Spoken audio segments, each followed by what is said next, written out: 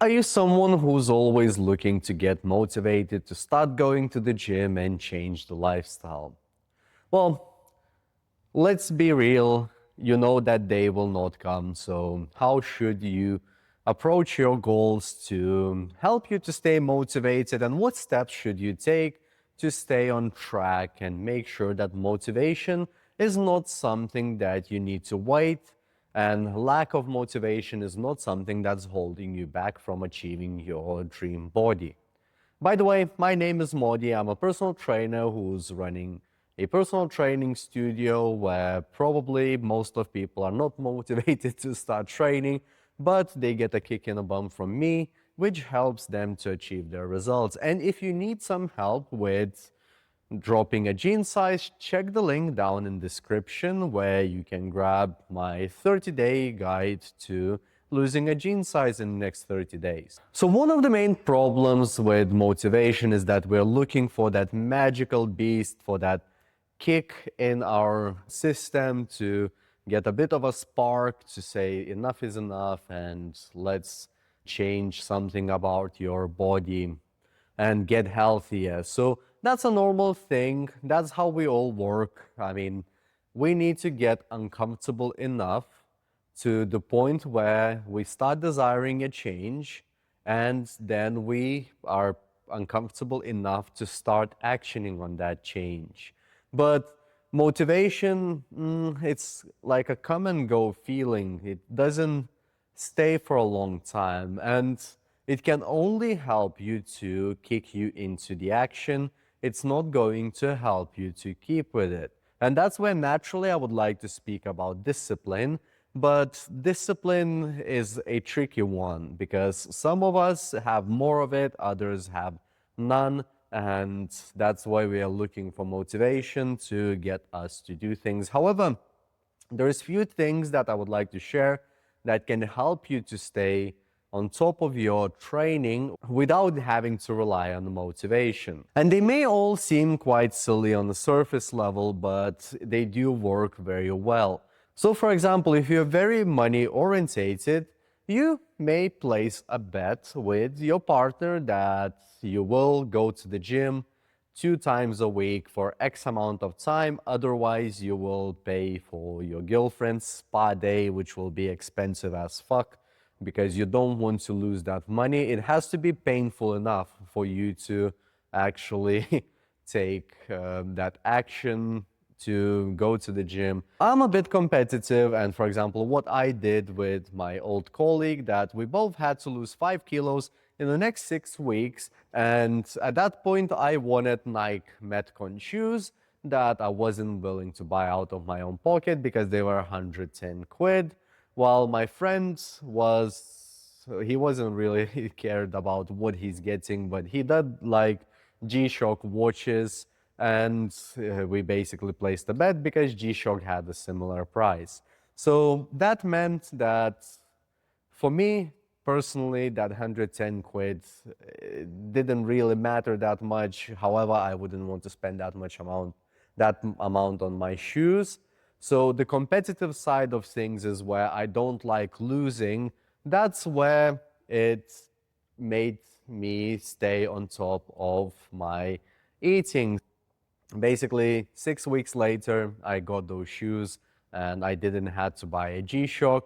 And in the due process as well, we also gone to eat kebabs in the meantime. When we were eating kebabs, we only asked chicken and salad.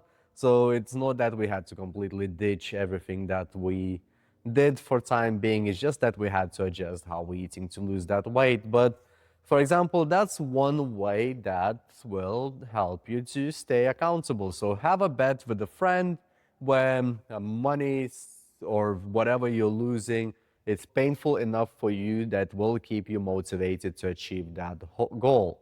Another thing is a kind of very biased thing, but hire a coach. No, I honestly mean it. By hiring a coach, you will have a person that you need to stay accountable to, that will check in on you, that will challenge on your bullshit, and that will keep you accountable. And they will also help you with the training program and nutrition.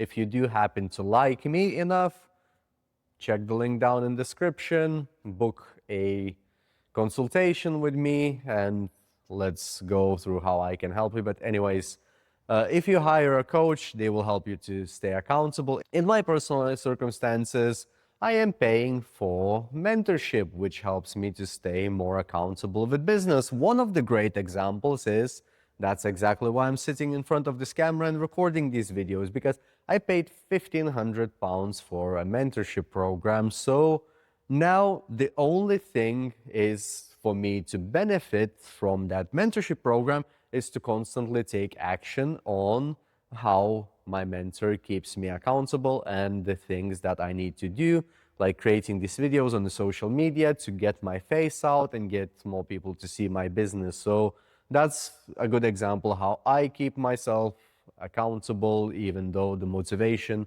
for these videos is not always there. But when you have that £1,500 in your mind that you spend, that really quickly kicks you into action, especially like £1,500 is a lot of money.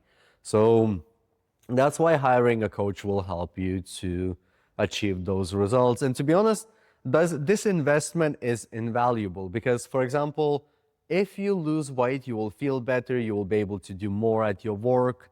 And if you stay healthy, you will be better person for your family, for your work, for your colleagues, for your friends, and things like that. Same as for me, the more of this that I do, the more people will see me, the more people will join my program or benefit from my content, the more popular I will become, the more business I will have. So I don't know, I cannot put a finger on how much money it will bring back at this point, but at some point it will. And that's exactly why you need to hire a coach or someone that will help you to stay accountable. Another motivation trick that I like to use is simply by having non-negotiables.